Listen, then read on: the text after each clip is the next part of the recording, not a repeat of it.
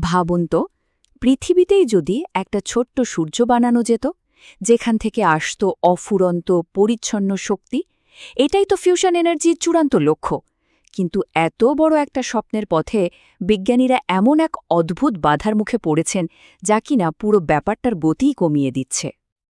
তো আজকের আলোচনার একদম কেন্দ্রে আছে একটা দারুণ ধাঁধা।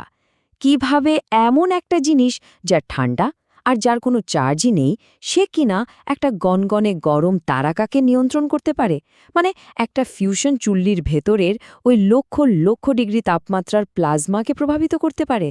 শুনতে একদম কোনো ফিজিক্সের রহস্য গল্পের মতো লাগছে, তাই না? চলুন এর গভীরে যাওয়া যাক। আচ্ছা, আমাদের এই গল্পের শুরুটা হবে ফিউশন চুল্লির সবথেকে অশান্ত, সবথেকে বিশৃঙ্খল জায়গাটা থেকে, মানে চুল্লিটার একদম ধার থেকে। এই এলাকাটার একটা গালভরা নাম আছে, স্ক্রেপ অফ লেয়ার বা সংক্ষেপে SOL। তবে সহজ করে বললে এটা হলো চুল্লিটার এক্সস্ট পাইপের মতো, মানে চুল্লির ভেতরের ওই প্রচণ্ড তাপ আর বাড়তি কণাগুলোকে নিরাপদে বের করে দেওয়ার কাজটা এখানেই হয়। একবার ভাবুন তো, এটা এমন একটা জায়গা যেখানে একদিকে লক্ষ লক্ষ ডিগ্রির গনগনে শক্তি আর অন্যদিকে বাইরের জগৎ। এই দুটোর মধ্যে একটা নিখুঁত ভারসাম্য রাখতে হয়। আর এই এক্সস্ট পাইপের ভেতরে যা ঘটে তাকে কিন্তু সাধারণ ঝড় বৃষ্টির সাথে মেলালে চলবে না। এখানকার প্লাজমা যেন একটা ছোটখাটো মহাজাগতিক ঝড়, প্রচণ্ড শক্তি এখানে ওখানে ছুটে বেড়াচ্ছে।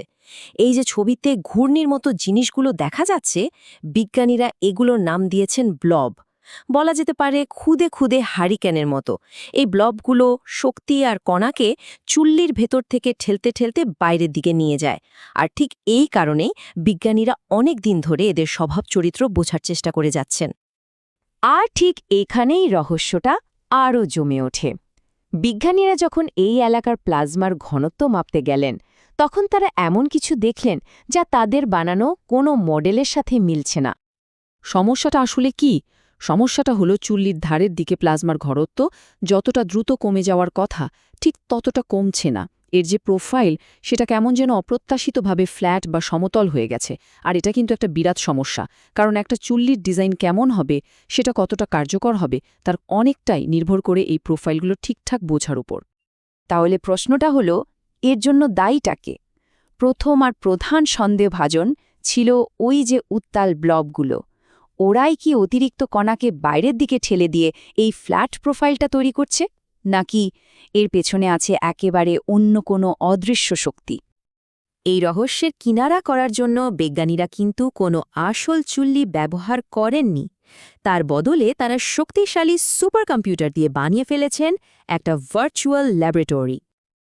তো এই সমস্যার সমাধান খুঁজতে তারা একটা দারুণ ভার্চুয়াল পরীক্ষা করলেন। দুটো সিমুলেশনকে পাশাপাশি চালানো হলো।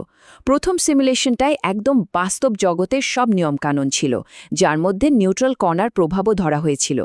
এখন কথা হলো, এই নিউট্রাল কণাটা আবার কি জিনিস? এগুলো হলো এমন পারমাণবিক কণা যার কোনো ইলেকট্রিক চার্জ নেই, অনেকটা ভূতের মতো, বুঝলেন? প্লাজমার মধ্যে দিয়ে প্রায় অদৃশ্য হয়েই এরা ঘুরে বেড়াতে পারে। আর দ্বিতীয় সিমুলেশনটায় এই নিউট্রাল কণাগুলোকে বাদ দেওয়া হয়েছিল, কিন্তু ওরা যে নতুন কণা যোগ করে, সেই প্রভাবটা কৃত্রিমভাবে তৈরি করা হয়েছিল। এই ছবি দুটোতে সিমুলেশনের পার্থক্যটা কিন্তু বেশ পরিষ্কার। দেখুন, বাদিকের ছবিতে বাস্তব উৎসটা পুরো এলাকা জুড়ে কেমন ছড়িয়ে আছে, আর ডান দিকের ছবিতে কৃত্রিম উৎসটা শুধু একটা নির্দিষ্ট জায়গার মধ্যে সীমাবদ্ধ। ওটার কাজ হলো শুধু নতুন কণা যোগ করার ব্যাপারটা নকল করা, এর বেশি কিছু না। এই যে দুটো সিমুলেশনের তুলনা করা হলো, এটা অনেকটা একটা কন্ট্রোলড এক্সপেরিমেন্টের মতো। এর মাধ্যমে বিজ্ঞানীরা এটাই দেখতে চেয়েছিলেন যে শুধু নতুন কণা যোগ করার ফলে কি প্রোফাইলটা ফ্ল্যাট হয়ে যাচ্ছে, নাকি ওই নিউট্রাল কণাগুলোর সাথে এমন কোনো আদান প্রদান চলছে যা আমরা খালি চোখে দেখতে পাচ্ছি না। আর এই ভার্চুয়াল পরীক্ষা থেকেই বেরিয়ে এলো আসল সত্যিটা, এবং সেটা ছিল বেশ অবাক করার মতোই। দেখা গেল, কৃত্রিম উৎসটা অনেক কিছুরই ব্যাখ্যা দিতে পারছে। প্লাজমার তাপমাত্রা বা ঘনত্বের মাত্রা, এগুলো প্রায় ঠিকঠাকই অনুকরণ করেছে। কিন্তু যেমনটা রিসার্চ পেপারটাতে বলা হয়েছে, কিছু পার্থক্য তবুও থেকে যায়। মানে মূল যে রহস্যটা, প্রোফাইলটা কেন ফ্ল্যাট, সেটার কিন্তু পুরোপুরি সমাধান হলো না।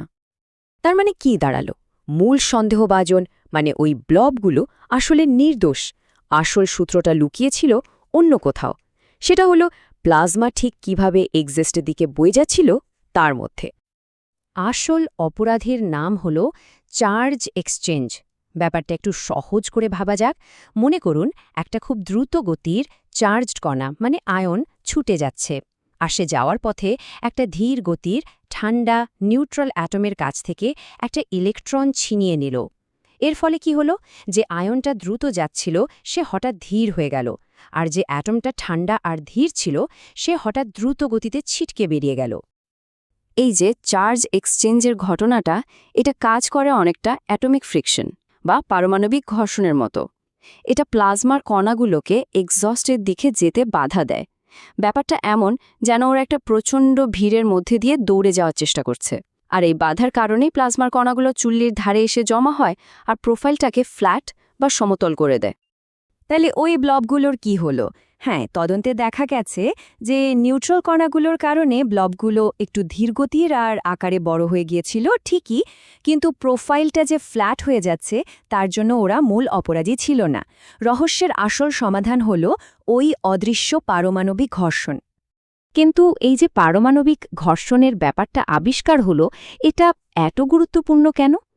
চলুন এবার দেখা যাক এই ছোট্ট একটা ক্লু ফিউশন এনার্জির বিশাল ভবিষ্যতের জন্য কতটা জরুরি।